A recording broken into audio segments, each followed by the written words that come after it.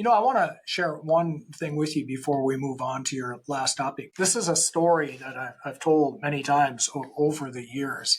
And I like to tell people that this is a tale of three lawyers. On the 20th anniversary of my graduation from NYU, I got a call from two of my old classmates. And one of them was in Chicago, and he said, "Hey, I'm going to be in town. I'd like to stop in and see you." I said, "What's up?" And he says, "Well, I am the managing partner of my big Chicago law firm, and I have a focus area in this, and I'm doing kind of a West Coast, business development." Very successful guy. And he went off to Chicago and ended up managing his firm. Very well known, super well known. Everybody in the Midwest knows him. And he basically could do anything he wants. The second call was from a woman in our class, and we all had about the same grades. We all were in about the same position. We all went to large firms right out of NYU. And she says, "Yeah, I'd like to come and visit with you as well." And I said, "Oh, okay. What about?"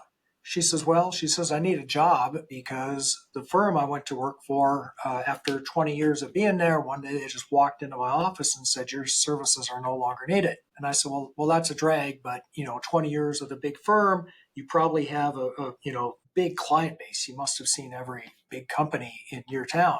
She said, "No, actually not. I just kind of stayed in my office and did the work. Someone else did client interface." I said, "Well, you must have like this deep expertise in something that's really valuable, whatever it is you're doing." "Well, no, what I did, my firm, they drove me to be very, very, very specialized and niche, and it really only works in large firm settings." And I said, "As much as I'd like to help you, there's nothing I can do for you." And that story really bothers me because here you have two people that started out at almost the exact same place. And 20 years later, they're in one person can write his own ticket, work anywhere he wants. And the other person is really at the mercy of the system, and is no longer marketable. And I thought a lot about that. What is the difference between those two people? What did they do differently?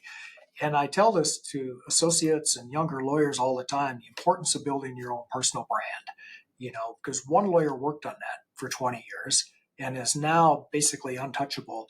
The other lawyer spent no time at all on that and is now starting all over.